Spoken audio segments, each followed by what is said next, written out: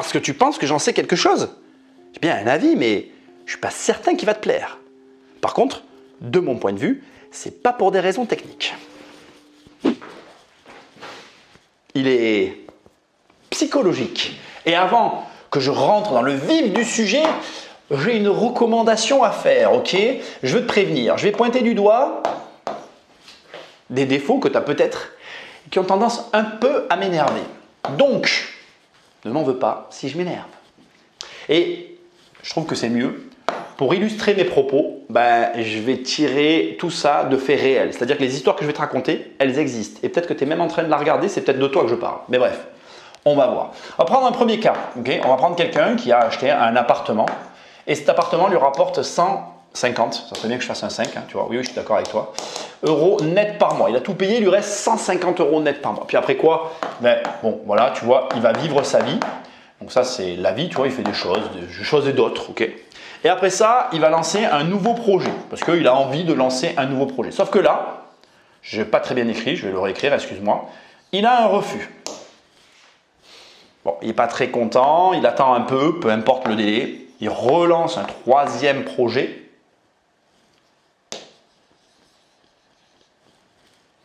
Ouais, je sais, c'est pas drôle du tout. Et puis là, si tu le croisais dans la rue et que tu parlais de ces sujets-là, il te dirait ça. Il te dirait, je suis bloqué en fait, je ne peux plus rien faire. Et si tu utilises ce terme, c'est parce que tu manques de courage en réalité, tu as peur. Attends, je vais t'expliquer, t'inquiète pas, deuxième histoire différente. Quelqu'un qui fait un premier projet, ok? Puis, ça se passe bien, il fait un deuxième projet. Puis, il décide de changer de vie, enfin, pas changer de vie, mais d'améliorer sa vie, il crée sa société. À partir de là, pour diverses raisons, il va liquider ses projets précédents parce qu'il a besoin d'alimenter sa société. Puis la société avance, etc. Et comme c'est quand même relativement difficile, et je ne vais pas m'en cacher, c'est vrai, c'est réel, c'est quand même difficile de créer une boîte, c'est difficile, etc. Mais il préfère ne jamais présenter ses projets, préfère finalement ne plus présenter de projet. Enfin bref, il est concentré sur la société et il laisse complètement de côté les investissements, etc., etc. Et du coup, il part du principe tout simplement qu'il est lui aussi bloqué. Et en réalité, cette situation m'agace parce que dans les deux cas, ça n'est qu'un manque de courage. Et c'est là que les personnes comme moi rentreront en jeu. Si ces personnes-là faisaient appel à mes services, je leur montrerai qu'en réalité, ils ne sont absolument pas bloqués. Prenons le premier cas par exemple. Si c'était un client à moi, qu'est-ce que je ferais en fait? C'est très simple. Je ferais venir le client et je le préparerai. Donc préparation, on va écrire. Et qu'est-ce que j'entends par préparation? Écoute bien, c'est extrêmement important. Tu vois, regarde, ici je l'ai fait volontairement. J'ai mis la vie. C'est-à-dire qu'effectivement, il a vécu. Ça ne veut pas dire que tu n'as pas le droit de vivre. Ça ne veut pas dire que tu dois te saigner. Mais ça veut dire que dans ce moment de vie, il y a des erreurs. Et que ces erreurs qu'il a commises, il les paye. Et il n'est pas capable de les identifier parce que pour lui, il n'y a pas de problème puisqu'il a réussi à le faire. Il préférera dire, comme tout le monde dit, c'est la faute de la banque. Non, non, c'est jamais ta faute en fait. Parce que ça te fait peur de dire que c'est peut-être ta faute. Et là, c'est encore pire, parce que là, c'est pire que tout. Donc, bref, je termine avec le premier, parce que je vais parler du deuxième ensuite. Il y a une préparation bancaire à faire, ça c'est vrai, ok, mais ce n'est pas terminé. Il y a une stratégie. Peut-être que la stratégie, ce sera de vendre le premier, parce que ce qui s'est passé ici implique la vente. Peut-être qu'il va me dire, ah mais j'ai peur, parce que tu comprends, j'ai eu 2 refus. Et si j'ai plus d'accord de crédit? Oui, mais parce qu'en fait, tu ne sais pas comment ça marche. Et si tu n'as pas quelqu'un qui vient t'expliquer la stratégie qu'on va employer pour avoir après derrière 2 accords, il vaut mieux vendre celui-là et avoir ici les 2 projets que rester bloqué comme tu t'es auto-bloqué dans ce logement-là, tu vois. Et c'est là que les mecs comme moi, on peut intervenir. Et dans le deuxième cas, en fait, et là c'est encore pire, tu vois, parce que c'est des gens, il y en a beaucoup comme ça. Et les gars, je vous envoie un message, prenez des mecs comme moi, restez pas tout seul, bordel. Il y a un moment donné, vous vous auto-sabotez, vous sabordez totalement votre potentiel financier. Vous êtes en train, en fait, tout simplement pour des raisons personnelles, internes et dans votre tête, de créer, d'accord, un monde de pauvreté. Vous créez votre monde de pauvreté. Voilà, c'est pas plus simple que ça. C'est-à-dire que ce monde n'existe que dans ta tête. Tu t'es dit que parce que c'était difficile, personne ne te prêterait d'argent parce que tu as créé ta société. Mais ce n'est pas vrai en fait.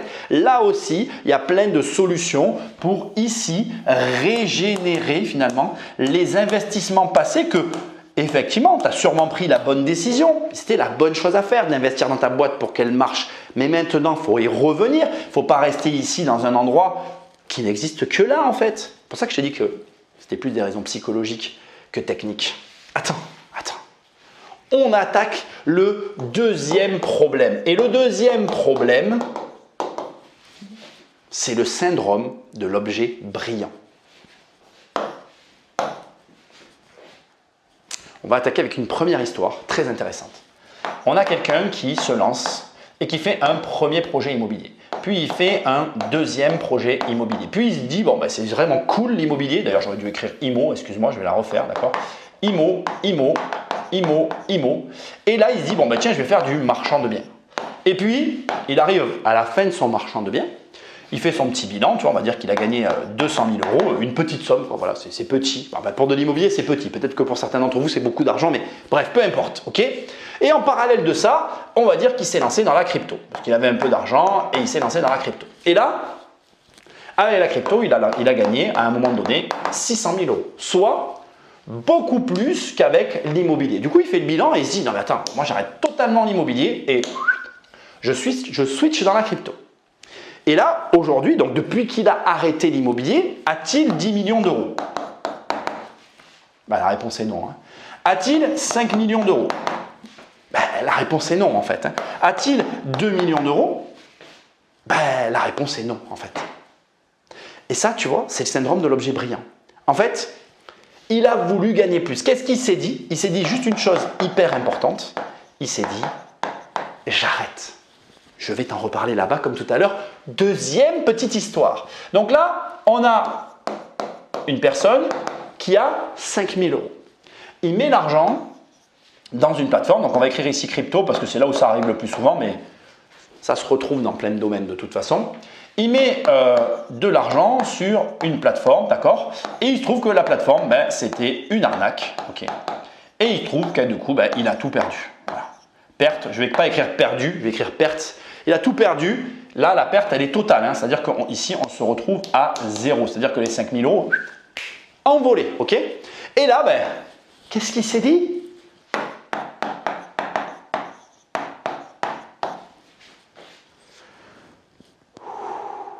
Je vais essayer de ne pas m'énerver. Première règle, d'accord? Jamais t'arrêtes. Jamais. En fait, tu n'as pas le droit. En fait, quand tu as commencé quelque chose, tu dois le continuer. La réalité, c'est que là, s'il n'avait pas arrêté l'un des deux, il aurait déjà peut-être les millions, bordel. Il les aurait.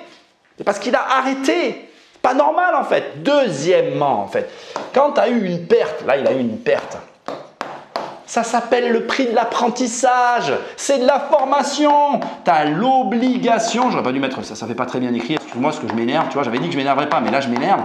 C'est ta formation. Ça veut dire que là, tu as mis 5 000, ok, tu les as perdus, mais tu as l'obligation de continuer, pas d'arrêter. Ça non, on oublie. Et là, c'est pareil. Fais appel à des gens comme moi. On va te montrer des stratégies très simples pour les récupérer, ces sous. Parce qu'en réalité, l'argent, oui, il est perdu. Et perte d'argent n'est jamais mortelle.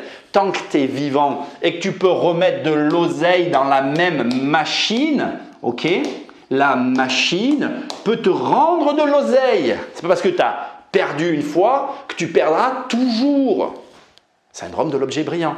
Là, je t'ai pas dit la suite, mais il va passer à autre chose. Il a arrêté ça pour faire quelque chose de mieux.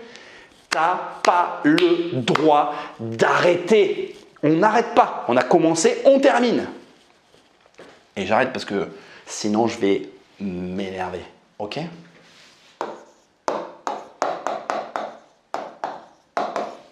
Alors avant de rentrer dans celui-là, tu le connais déjà, l'ensemble des excuses que tu peux scander et derrière lesquelles tu peux surtout te cacher. Ouais, la banque, c'est la banque qui ne comprend pas. Oh là là, ce projet, je ne le retrouverai jamais. Voilà. Donc, il y a un triptyque à respecter. Effectivement, la banque, ok. toi, qui tu es, ton profil, etc. et le projet. Voilà, quand tu as ces trois trucs, globalement, ça fonctionne. Maintenant, regarde. Et ça, c'est plus la réalité et tu ne peux pas te cacher derrière ce que je m'apprête à te montrer. En réalité, pour que quelque chose, quoi que ce soit d'ailleurs dans la vie, réussisse, il ne faut que deux éléments. Et ce n'est pas la peine d'aller chercher des excuses autres, quelles qu'elles sont, ce ne sont que des excuses. Oui, après, comme je t'ai dit, voilà, il y a ton profil, le projet, les finances qui vont rentrer en ligne de compte, mais ça va dans cette case là-bas, tu vois. Donc en réalité, la réalité, elle est là. Et attention, écoute bien, hein, tes croyances impliquent tes résultats. Ce qui veut dire que ce en quoi tu crois et ce qui t'arrive. Je recommence parce que je ne suis pas sûr que tu aies compris. Si tu y crois, tu devras le gérer. Donc, on va prendre des exemples, ok? Tu veux être indépendant financièrement, tu y crois, sans travailler, ok? Absence de travail. Eh bien, tu vas devoir mettre des actions en place pour que ça arrive. Par contre, alors tu n'y crois pas, j'aurais pas dû faire ça parce que c'est pas clair, mais tu m'as compris. Tu n'y crois pas, tu travailleras. Si tu crois que c'est possible, sans travail, d'arriver finalement à gagner de l'argent, ben, tu arriveras à gagner de l'argent sans travailler. Si tu n'y crois pas, ça ne pourra pas arriver. C'est tellement logique. Attends, c'est pas terminé. Ce qui veut dire qu'ici, c'est soit oui, soit non. Ok? Soit en fait, tu y crois et dans ces cas-là, voilà, ok? Soit ben, tu y crois pas et à part être désolé, je peux rien pour toi en fait. Et ça s'arrête là. Il n'y a pas de suite. Après, par contre, pour la gestion, des mecs comme moi pouvons t'aider. Là encore, regarde, je vais te donner un exemple pour la gestion. La gestion, c'est de la gestion. Ça, c'est technique. Et je veux bien le croire. Mais en réalité, tu as des ressources. Tu peux faire appel à un gars comme moi. Et là, dessus, je pourrais t'aider. Mais si au départ, tu n'y crois pas.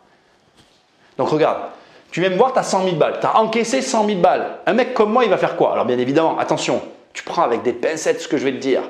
Mais un mec comme moi, il va te dire, ok, d'abord, on va s'autoriser qu'une fraction de ce montant. Et derrière, ok, on va aller voir dans tes ressources si tu ne peux pas apporter un peu plus d'argent pour venir soutenir cette fraction et essayer déjà de lancer un projet avec le minimum. Avec 100 000, un mec comme moi peut t'amener à générer en patrimoine brut, ok, je dirais entre 500 et 800 000 euros en fonction de ton profil. Attention, si tu viens me voir, tu as 100 000 euros, tu ne travailles pas, c'est pas vrai ce que je viens de dire. On est d'accord? Donc, toujours prendre avec des pincettes ce que je dis, ça dépend de ta situation. Mais ce que je veux dire, c'est que moi, je sais multiplier l'argent, tu vois. Donc, tu es peut-être là en train de te dire, ouais, ok, super, mais il n'y a pas de truc de fou. Bordel que si, il y a un truc de fou là. Tu le vois pas là? Le truc de fou, c'est en quoi tu crois et tu pourras gérer ce en quoi tu crois. Donc, si à un moment donné, tu n'y crois pas, mais moi, je ne peux rien pour toi. C'est assez simple au final. Tu ne peux améliorer que ce que tu sais améliorer. Tout ce que tu ne sais pas, ben, tu ne le sais pas. Donc, tu ne feras pas ce que tu ne sais pas.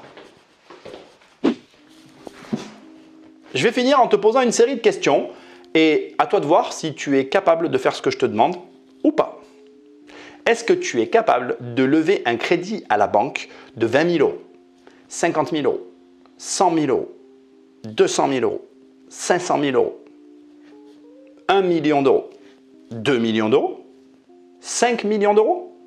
Je m'arrête là parce que, à mon avis, là déjà, il n'y a plus personne. Si jamais tu te demandes, oui, j'ai travaillé en banque, j'ai travaillé à la Société Générale et à la CAFPI, courtier en prêt immobilier aussi, plus longtemps qu'en banque d'ailleurs. Mais bref, donc, première série de questions, à quel niveau tu t'es arrêté? Ça te regarde. Attends, c'est pas terminé. Est-ce que tu es capable de créer une entreprise, de la gérer, de la déployer? Est-ce que tu es capable de créer d'autres sources de revenus? Est-ce que tu es capable de créer des sources de revenus qui n'entachent pas ta source de revenus principale? Est-ce que tu es capable de générer 100 euros par mois, 200 euros par mois, 500 euros par mois, 1000 euros par mois, 2000 euros par mois, 5000 euros par mois, 10 000 euros par mois? Je m'arrête là parce que je sais aussi que j'ai perdu pas mal de monde en chemin. En réalité, je ne sais pas ce que tu es capable de faire ou pas. mais la situation, elle est très simple. Soit tu es capable de faire tout ce que je t'ai dit, dans ces cas-là, bravo, tu fais partie de la minorité, je suis fier de toi. Soit ce n'est pas le cas, et si tu n'y arrives pas, ben, fais-toi accompagner en fait. Ne reste pas seul dans ton coin. Tu ne peux pas faire ce que tu ne sais pas faire. Ça paraît évident. Donc, si tu as besoin d'aide, tu vas sur immobiliercompagnie.com. Dans l'onglet livres, il y a mes livres. Dans l'onglet formation, il y a mes formations. Et dans l'onglet coaching, tu peux réserver un appel privé avec moi. Je ne suis pas inquiet, tu vas trouver. Like, partage, abonne-toi. Et je te dis à très bientôt dans une prochaine vidéo. Salut!